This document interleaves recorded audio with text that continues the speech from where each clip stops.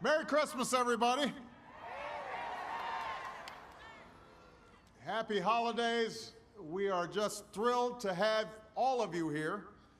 Thank you, Secretary Salazar, for the kind introduction and for all that you're doing to protect our national parks and our public lands for the future of generations. I also want to recognize Neil Mulholland and everyone at the National Park Foundation and at the National Park Service who helped put this event together. I want to thank Pastor Darrell Morton for that wonderful invocation. And of course, thanks to Common and all of tonight's performers for joining us here as we light the National Christmas Tree for the 88th time. This is a very proud holiday tradition, snow or shine, in good times and in periods of hardship. Folks like you have gathered with presidents to light our national tree. Now, it hasn't always gone off without a hitch.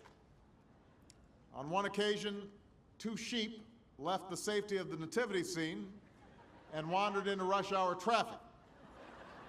That caused some commotion. Often, the ceremony itself has reflected the pain and sacrifice of the times. There were years during the Second World War when no lights were hung in order to save electricity. In the days following Pearl Harbor, Winston Churchill joined President Roosevelt to wish our nation a happy Christmas even in such perilous days. But without fail, each year we have gathered here. Each year we've come together to celebrate a story that has endured for 2 millennia. It's a story that's dear to Michelle and me as Christians, but it's a message that's universal. A child was born far from home to spread a simple message of love and redemption to every human being around the world.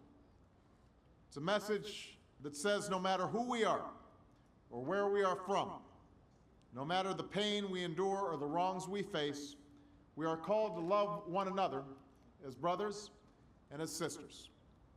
And so during a time in which we try our hardest to live with a spirit of charity and goodwill, we remember our brothers and sisters who have lost a job or are struggling to make ends meet. We pray for the men and women in uniform serving in Afghanistan and Iraq and in faraway places who can't be home this holiday season. And we thank their families who will mark this Christmas with an empty seat at the dinner table. On behalf of Malia, Sasha, Michelle, Marion, who's our grandmother-in-chief, and Bo, don't forget Bo, I wish all of you a Merry Christmas and a blessed holiday season. And now I'm going to invite the entire Obama crew up here to help me light this Christmas tree.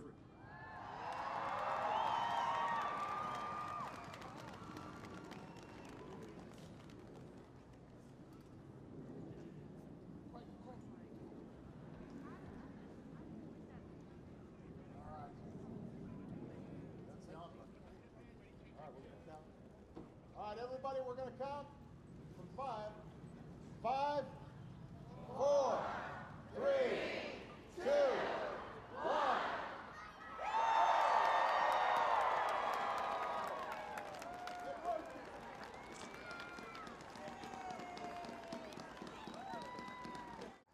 Here with the holiday classic, please welcome the incomparable First Lady Michelle Obama. All right, you guys, you ready for this story? Yes. All right, here we go. 'Twas the night before Christmas, when all through the house not a creature was stirring, not even a mouse. The stockings were hung by the chimney with care, in hopes that St. Nicholas soon would be there. When out on the lawn there rose such a oh, I skipped a page. Wait. The children were nestled all snug in their beds. Did I skip another page? Okay, here we go. There we go. We're ready. First lady's taking off her gloves. Ready? The children were nestled all snug in their beds, while visions of sugar plums danced in their heads. And Mama in her kerchief, and I in my cap, had just settled down for a long winter's nap. When out on the lawn there arose such a clatter, I sprang from the bed to see what was the matter. Away to the window I flew like a flash, tore open the shutters and threw up the sash. The moon on the breast of the new fallen snow gave the luster of midday to objects below, when what to my wondering eyes should appear but a miniature sleigh and 8 tiny reindeer. With a little old driver so lively and quick, I knew in a moment it must be Saint Nick. More rapid than eagles, his coursers they came, and he whistled and shouted and called them by name. Now Dasher, now Dancer, now Prancer and Vixen, on Comet, on Cupid, on Donder and Blitzen.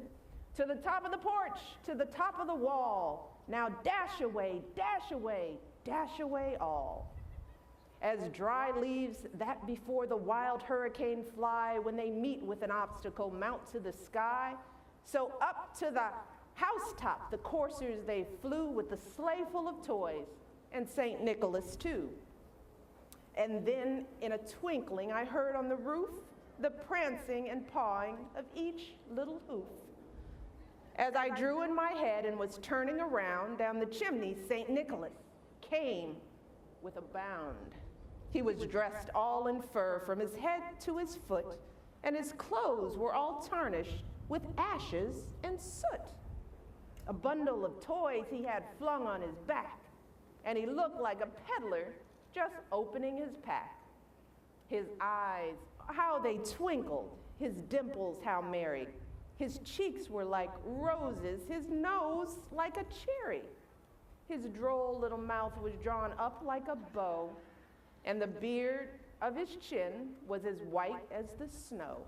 The stump of a pipe he held tight in his teeth, and the smoke, it encircled his head like a wreath. He had a broad face and a little round belly that shook when he laughed like a bowl full of jelly. He was chubby and plump, a right jolly old elf, and I laughed when I saw him in spite of myself. A wink of his eye and a twist of his head soon gave me to know I had nothing to dread. He spoke not a word, but went straight to his work and filled all the stockings, then turned with a jerk, and laying his finger aside of his nose and giving a nod, up the chimney he rose. He sprang to his sleigh, to his team gave a whistle, and away they all flew like the down of a thistle. But I heard him exclaim, ere he drove out of sight, "Happy Christmas to all, and to all a good night." That's it, right there. Yes, yes, that's exactly how I remember it. Oh, listen. Who is that? Do you hear that? I think I hear Santa. Hello! Oh, I hope you don't mind. I was just keeping your seat warm. Thank you, Santa. But it gave us a chance to go over your Christmas list. And I have it on good authority that you've been nice this year. But that was a wonderful reading, wasn't that wonderful? Yes! You know, there's only one part of that story I don't like so much. I never thought my belly shook like a bowl full of jelly. I always thought this suit made me look rather slim, yes? No? Oh, but what a wonderful reading! Wonderful, wonderful! Yes! It's wonderful! It's a wonderful season! Oh, you know what? I think I feel a song coming on! Yes? What do you say?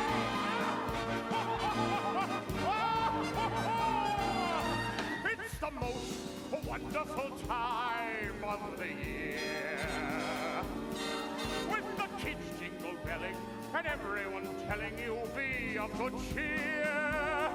It's the most wonderful time of the year. It's the happiest season of all. With those great happy greetings and wonderful greetings when friends come to call. It's the happiest season of all.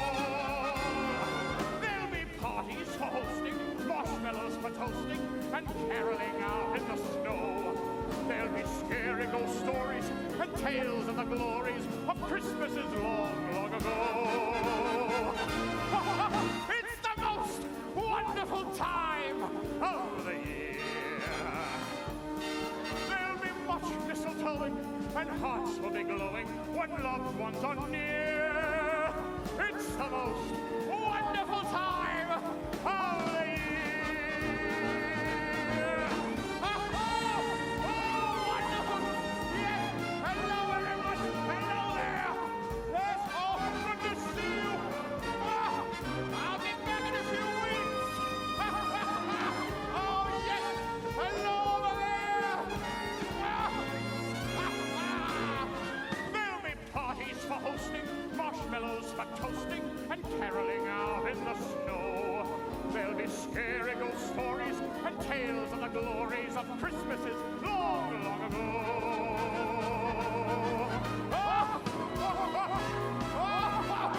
It's the most wonderful time of the year.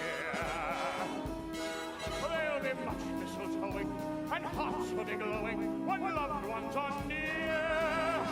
It's the most wonderful time. It's the most wonderful time. It's the most wonderful time.